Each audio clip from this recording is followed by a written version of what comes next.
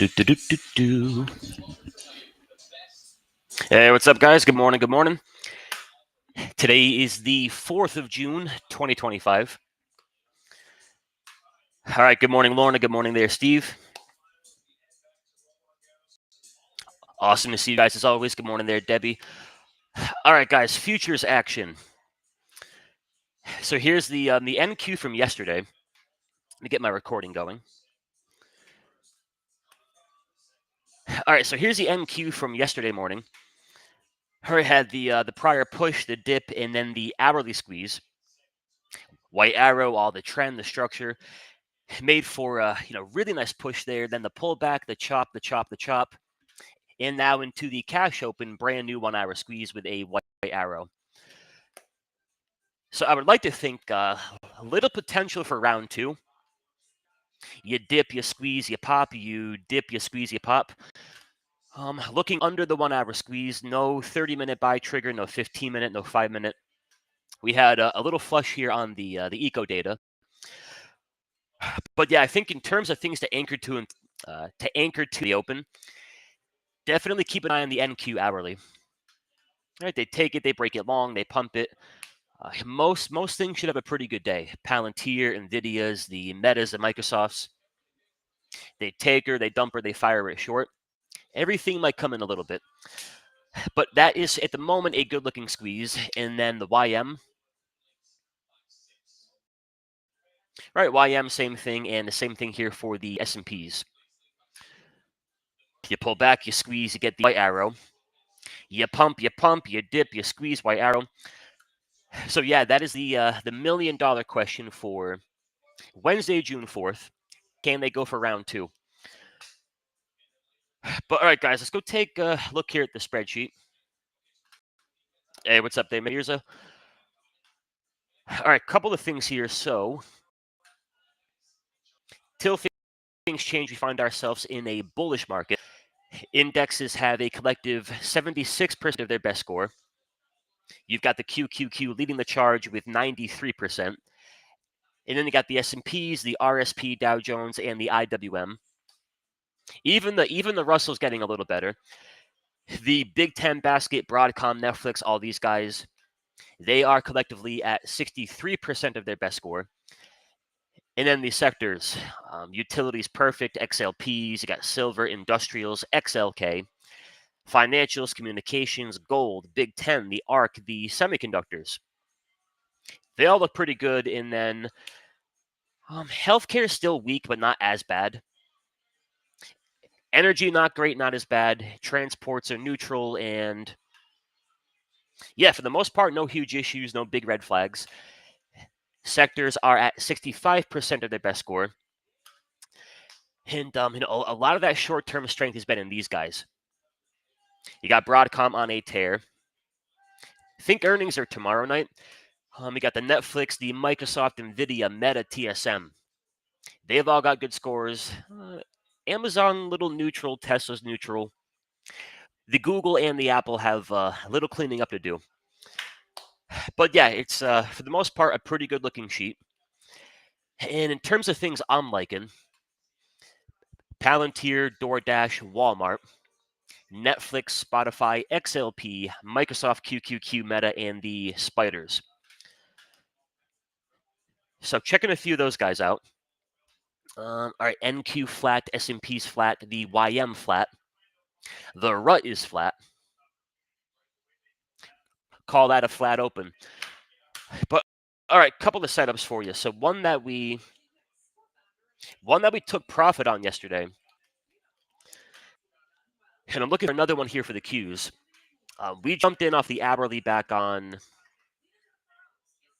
Monday. Squeeze sets up the white arrow. We did the 525, 530 called debit spreads, and then cashed out on that yesterday for about 40, 50% profit. Then we turned around and bought some Microsoft. I think it'll be more of a QQQ thing. Meaning QQQ breaks apart and falls down. I don't think Microsoft can get the job done. If the QQQ can pump maybe even just a little bit more, Microsoft's about $5 off the previous all-time high, 468, 470. And then you have a 4-hour, 2-hour, 30-minute, 15-minute, 5-minute squeeze down here.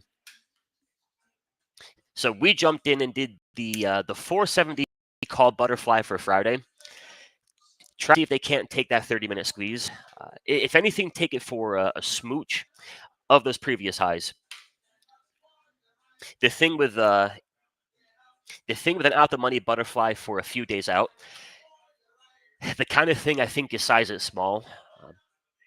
But the beauty of it is it offers a really asymmetric risk reward.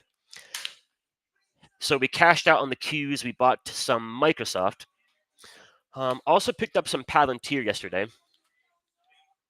We grabbed a 135, 140 call debit spread for the June expiration. Palantir, one of your strongest names as of late.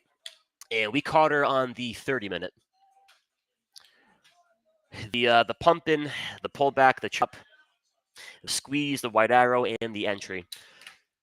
Looking for at least a pop in the 140. But here's the thing about Palantir. They could pull it back to about 125. Still going to be a really good-looking chart.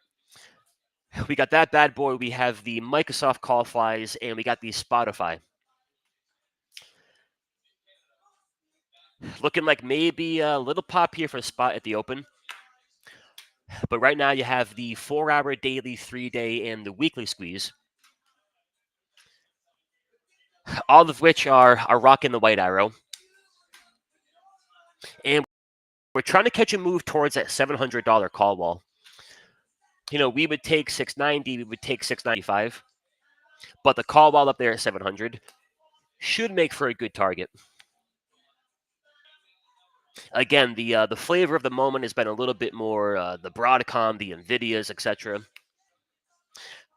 But I think spot is sitting pretty, and they either break it out, push towards a target, or they dump it and break below the 21 EMA. The two possible outcomes. But that's what we got for open trades there: Spotify, Palantir, and the Microsoft. And then a couple other things that I would like. So for Netflix here, another name showing good signs of relative strength. Netflix has a 4-hour, 15-minute, and a 5-minute squeeze.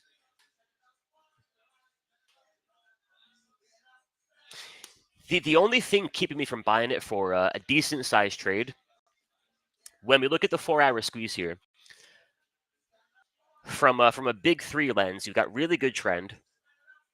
Right, path of least resistance, the wind at your back. You've got good structure. The foundation, the backbone's all bullish. You don't have that momentum, so it's good trend, good structure without any gas in the tank. And they pop it, they'll pull it back a little bit, they'll pop it, pull it back a bit, they'll pop it. If we take an example like take the daily squeeze for crowd.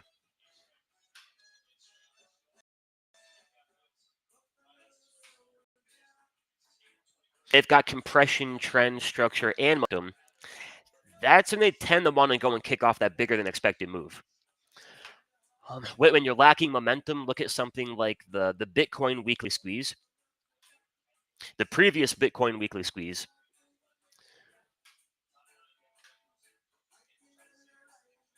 The squeeze begins to print on the 24th of June.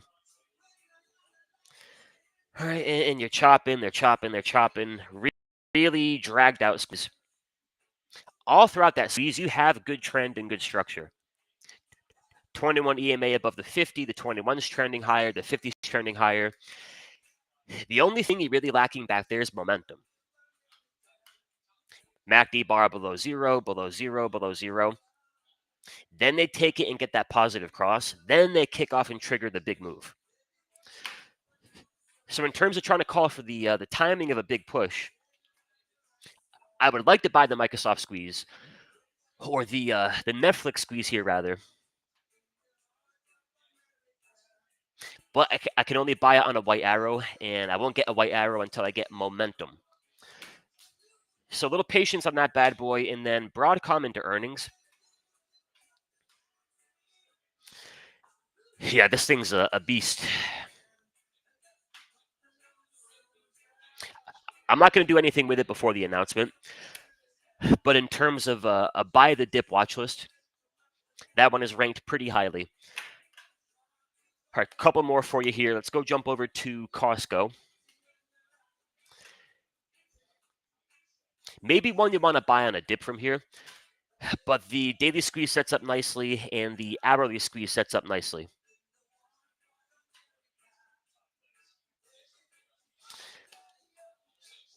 I like the idea of an $1,100 call butterfly. Break it out, squeeze fires. You've got the extension right around that 1085. So something like maybe a 1075, 1100. Anything with a center strike at 1100. Costco sitting pretty, and then the Walmart. I love the daily squeeze, and I love the pattern into the daily squeeze. Right, they pump, they pump, they pump. You pull back, you pop. Daily squeeze begins. All the all the bells and whistles. The only thing I don't love is buying it right at $100 per share. Big round number, big psychological level. The spot gamma call wall. I would like it a little bit more for a trade. If I could buy it maybe closer to $98 and change. That's one option. I think the other option would be, and not usually going to be my preference, but the other option could be you let it break out, let it push, let it run away from $100, and then maybe it's a case of they break through, they pull back, they hold it above 100. Then you jump in using that level as new support. My preference, you buy it closer to your 21 EMA. But yeah, Walmart looking good, Costco looking good, got Palantir, the Spotify, the Microsoft of the world. And then maybe a couple more for you. Meta, QQQ, XLP, DoorDash. Thinking DoorDash might be getting away from me here. But if we go to the weekly, again, not my favorite place to buy it. And the reason being, if I can buy it back here near, say, 195, a little closer to my 21 EMA buy zone. Imagine I'm in calls back here at 195. They've taken it, they've pumped it back to the previous highs. They haven't broken it out yet. They haven't fired the squeeze yet. They haven't really gotten the party hasn't really even started. But with the entry down here near that buy zone, I'm already sitting on a nice profit. My calls have gained value. If I'm doing a put credit spread, I got premium coming in. Buy it back here. I'm already at a profit up here. Then they go break it out. Now I'm really sitting in a nice spot. More importantly, if I can buy it back here, they might push towards the highs. Can't quite get through. Maybe one more dip. Then they go for it on round two. If I'm long from back here, it's a little bit more comfortable to sit through that dip. If I'm the guy buying it at the breakout point, if they don't break it out immediately, the pullback can be a little bit more uncomfortable. So food for thought. But yeah, DoorDash is pretty solid here. It's got a really nice 3-day squeeze, got a nice 4-hour squeeze setting up. All kinds of squeezy goodness. And then last one for you folks will be XLP. And if they can get the XLP going, that'll benefit names like a Walmart, like a Costco, both of which we're watching. But for the XLP, all right, now that one I like for an entry a lot more. I could buy it at 83.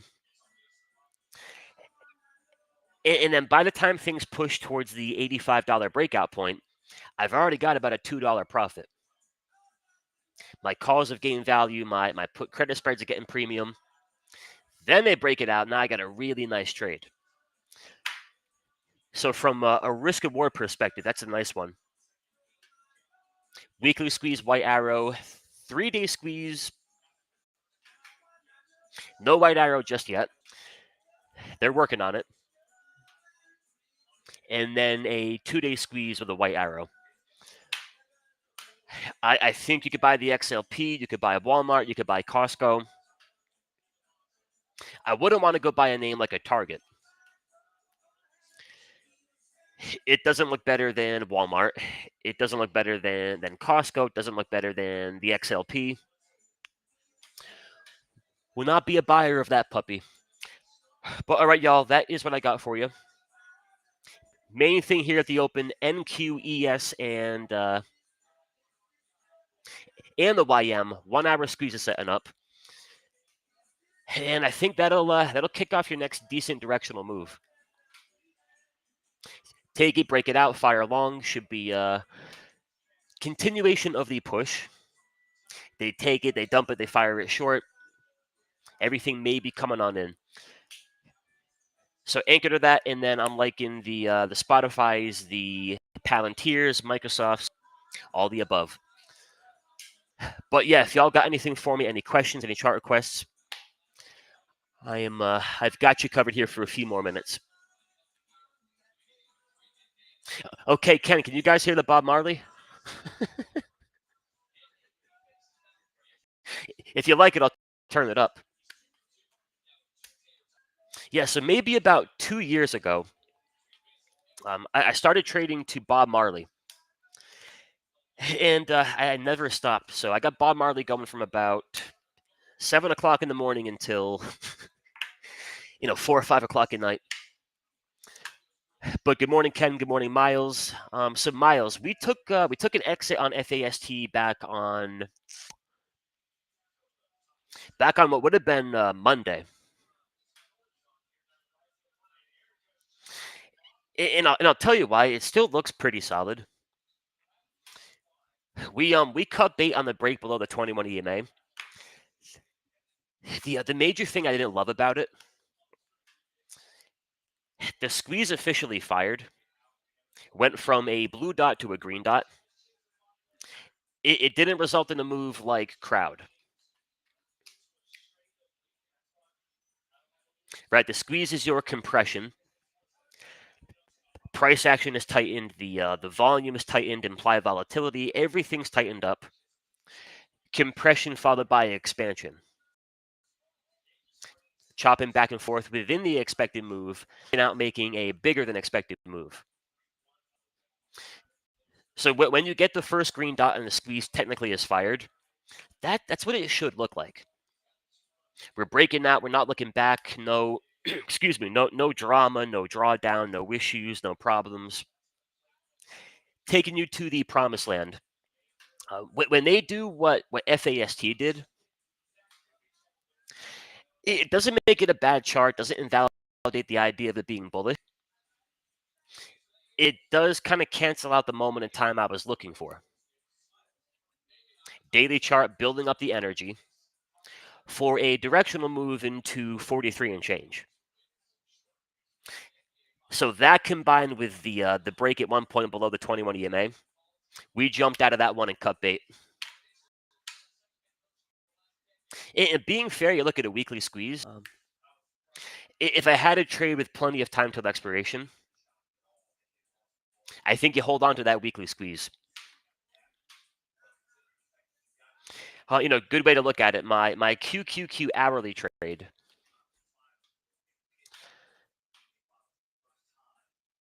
It's a matter of what am I looking for from the setup at hand.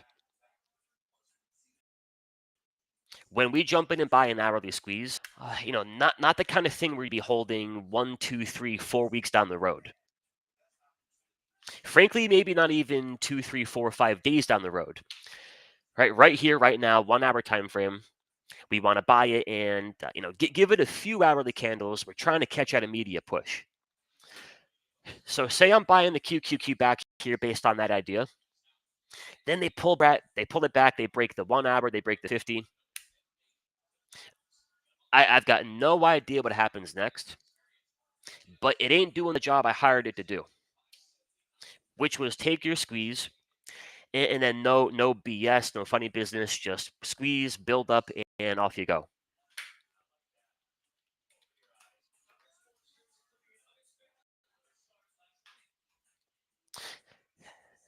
So as it relates to FAST here, the job we hired it to do was take your daily squeeze, break out, push into 43. Not pull back, dip below the 21, cancel the squeeze. Doesn't mean it's bearish, doesn't mean it's not a great setup. Just not doing what I'm looking for. So we cut that one, and then we're keeping the spot for now. Trying to see spot run. All right, and then Danny, ADT. Beautiful. I like it. I like it. Nice weekly squeeze setting up. White arrow on the 3-day squeeze. White arrow on the daily squeeze. 30-minute looking good, and a white arrow on the 5. Yeah, nothing bad I can say about it.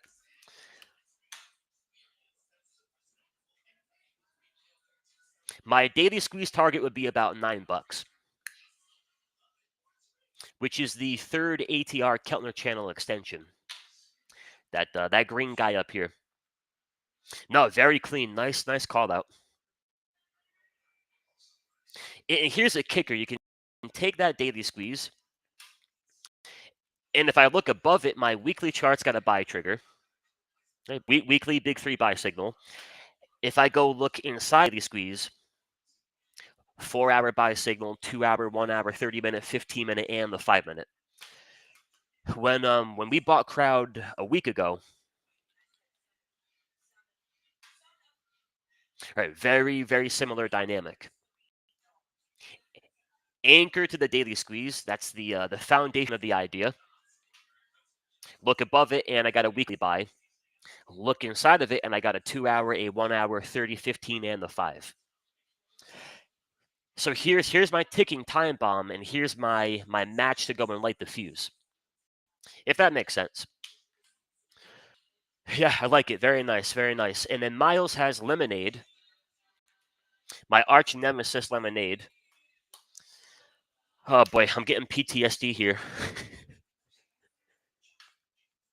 It might be a me thing. And it's probably a me thing. But every time I bought on it, which has only been twice, the 2 times I've bought on it, it's been perfect squeeze, perfect entry, all the alignment, all the pretty colors, everything a guy could ask for. And then I get long, and it just goes kerplump. But that might be a me thing. I would have to like the daily squeeze. Trend structure, momentum, white arrow, all the bell and whistles. And then let's go look at the weekly. While the indexes are flat. Weekly chart, not a great squeeze on a bad one. We want 15 points. Right now, we're only getting 9. And the 15 comes from the trend structure momentum checklist. Trend is neutral, structure is bullish, momentum is bearish. So trend says let's go nowhere. Structure says all right, let's go higher, and momentum says okay, let's go lower. Can be tough to call for timing and direction, but I do like the daily squeeze. No, Bob Marley can help. He got the market gapping down against you. He gets some 3 little birds playing. Doesn't sting as much. Hey, Janet, good morning. So the buy signals come from the colored candles.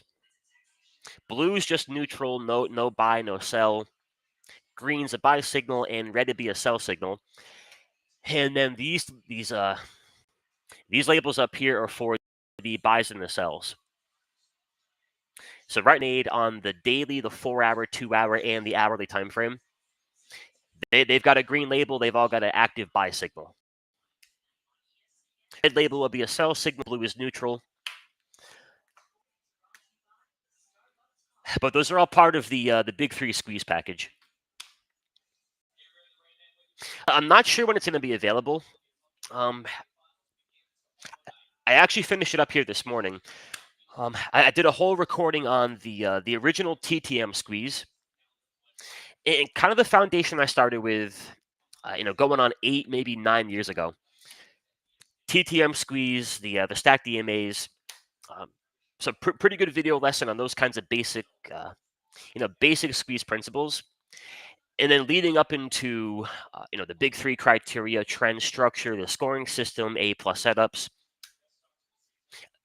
Again, not too sure when that'll be available. It's a free course, but when that is, I'll put it here in the alerts for all you fine folks.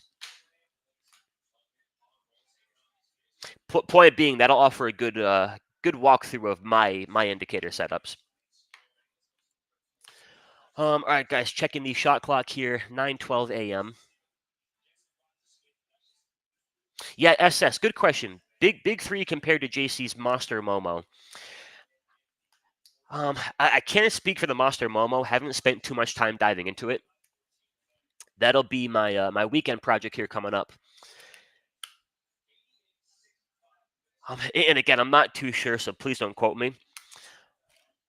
Where there might be a few similarities is if any part of that Monster Momo is a little bit MACD based. My momentum ingredient is MACD based. These squeeze bars are based on a modified MACD. So light blue bar above zeros, bullish MACD. Dark blue is still bullish, a little bit on the give back, and then down here's the opposite. Again, I'm gonna go through it this weekend. Looking forward to getting my hands on it. But when I do, I'll report back, and then yeah, I'm interested to see if there's any good parallel between. All right, I've got my go-to squeeze on the S&P future hourly chart.